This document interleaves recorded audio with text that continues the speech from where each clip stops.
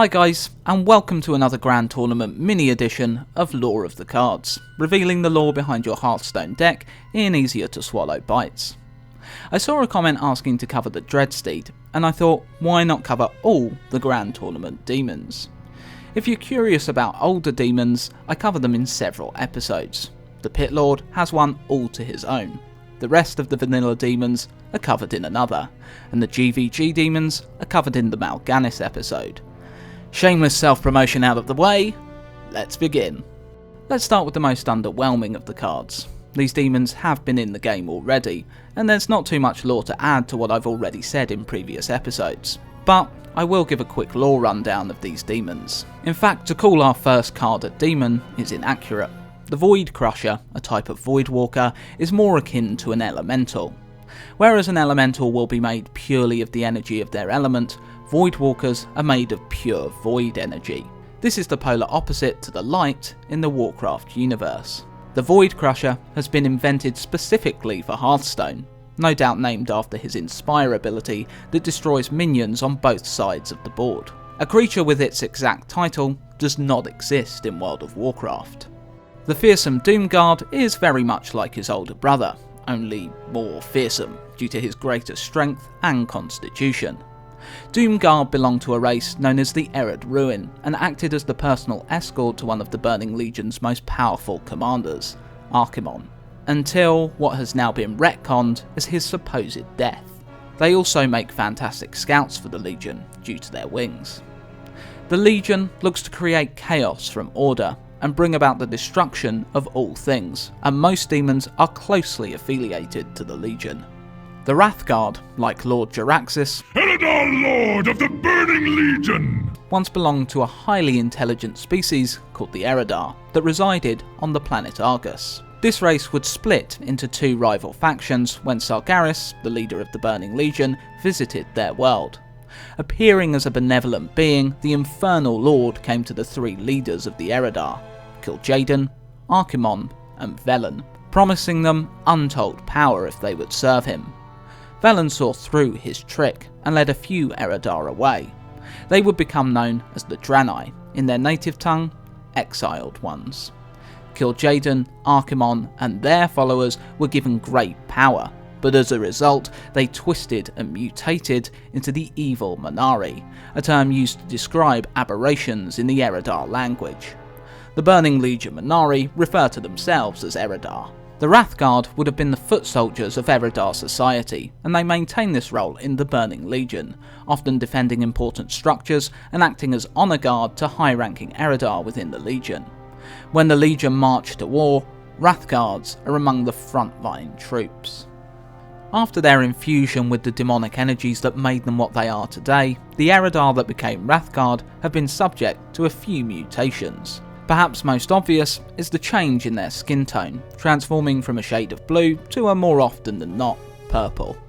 Within a recent redesign of the demon's skin for World of Warcraft, the Wrathguard's facial structure has also changed.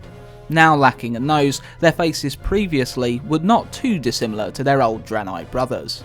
An improvement made by the Legion's meddling can be seen in the feet of the Wrathguard.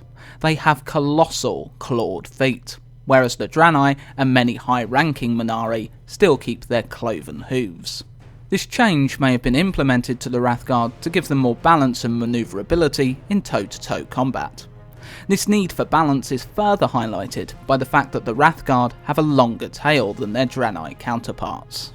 Almost all Wrathguard do have some limited ability for magic, knowing the Flame Wave spell. This burns the ground in front of the Wrathguard and lingers, so any caught within it meet a quick end. However, Wrathguards do have a weakness. Due to their status as demons, they can now be controlled by powerful warlocks. A key weakness, perhaps displayed in Hearthstone by their card's drawback. The Tiny Knight of Evil would appear to be an imp, or a goblin warlock, though I'm more inclined to suggest an imp as goblins tend to be depicted with pupils. Not being able to see whether this creature has a tail actually makes it difficult to tell. Either way, it's the Tiny Knight's mount we're interested in today, a disturbing cross between a wolf and some sort of reptile, the Scaly Fellhound. The non-canonical Warcraft RPG states that Fellhounds could be found in a corner of the Twisting Nether, the realm of demons, in a void drained of magic and substance. It is here they would mature, hunt and lay their young, before being captured by pit lords and trained as attack dogs for the Legion.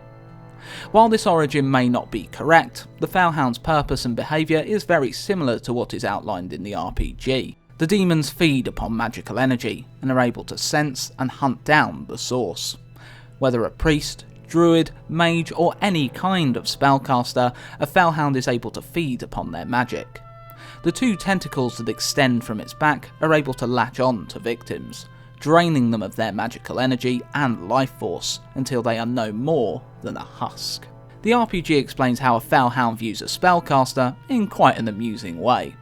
They are like a layered dessert, delicious flesh on the outside with sweet magical energy within. After gorging on enough magical energy, the Fellhound spawns another mature hound. If unabated, with plenty of magic to feed upon, a single Fellhound can multiply into a devastating force. The demons are also able to counter magic proficiently as well. In World of Warcraft, they were a great pet for player versus player combat, able to interrupt the enemy spellcasters. We also see this ability in the Warcraft comic. A Fellhound was able to counter a magical storm summoned by the Night Elf Druid Brolt Bearmantle. He did this in order to try and remain undetected by a force of Dark Iron Dwarves. How the Legion field Fellhounds in their army was discovered 10,000 years ago, during their first failed invasion of Azeroth, known as the War of the Ancients. They were commanded by the great demon, Hakkar the Houndmaster, who with a crack of his whip could summon these monstrosities into being. Hakkar implemented the hounds as forerunners for the Legion, scouting out territory for the Force's armies to crush. Within battle, they behave as beasts of war, able to follow the command of their masters and attack with savagery, ripping opponents to shreds. More often than not, focusing their efforts on those with greater magical aptitude. When Hakkar was slain by Malfurion during the War of the Ancients, his disciple Omor the Unscarred took over his master's hounds. Omor too later met his end during the Burning Crusade expansion. No demon yet appears to have taken up his mantle. There has also been one occasion of the spirit of an individual being twisted into a Fellhound, the spirit of the Forsaken Lieutenant General Kirith. The card's ability appears to be based more around the knight's mount than the rider, the player having to sacrifice cards in order to feed the Fellhound. Demon Fuse and Dark Bargain also display a demon we have not yet seen in Hearthstone, a Satyr. I'm not going to cover them here, as I feel they can fill a whole episode on their own, and with the next Warcraft expansion Legion, the first of their kind, Xavius, is going to get even more lore. In short, a Satyr is a corrupted night elf, infused with the demonic energies of the Burning Legion. Finally, we come to the Dreadsteed, the card that's been creating a lot of waves since the Grand Tournament's release. The Steed's impact on Warcraft lore has been less significant, but they still look awesome. These equine demons are native to the planet Exaroth, a planet now controlled and inhabited by the Burning Legion. The people of Exaroth did not submit willingly to the Legion, but were enslaved after the demons demonstrated their incredible power, destroying another planet as an example. The Dreadsteeds, which were likely less demonic looking before the demons took control of their planet, are now used as mounts by the Nathrazim, a demonic race held in high regard amongst the Legion. The finest of these steed were trained and owned by Lord Helnerath. In World of Warcraft, Warlocks used to have to go through a long quest line and a lot of expense to bind one of these demons to their will, ending with summoning demons from the planet Exaroth. After killing imps and Felguards, a Dreadsteed would be pulled into Azeroth to be fought and dominated. During the fight, Helnerath appeared, furious someone was attempting to steal one of his beloved steeds. Warlocks would defeat him and the Dreadsteed, and after speaking with the Dreadsteed spirit, would learn the art to summon this fiery mount. Now, you just get a level 40 automatically. How the card's ability ties in with its lore, I'm not quite sure. Perhaps it's to give the sense that the Dreadsteed presses on, no matter what, much like when it's bearing its rider great distances. There you have it, a small Lore of the Cards episode on the Grand Tournament Demons. If you've enjoyed, like, subscribe, and share this video around to help share as much Warcraft lore with the internet as possible. If you've liked the art, all the artists I could find are in the description below. For our next larger episode, we'll be looking at Murloc lore, as the Murloc Knight won the vote. Do let me know any other Grand Tournament cards you want to see covered in this series in the comments. Due to a few comments saying they didn't like the way I delivered my narration, I've tried something new this episode. Let me know if it's an improvement or if you prefer what I was doing. Also, to answer a question I forgot to answer last episode, yes, the pack codes have been given out and sent to the winners.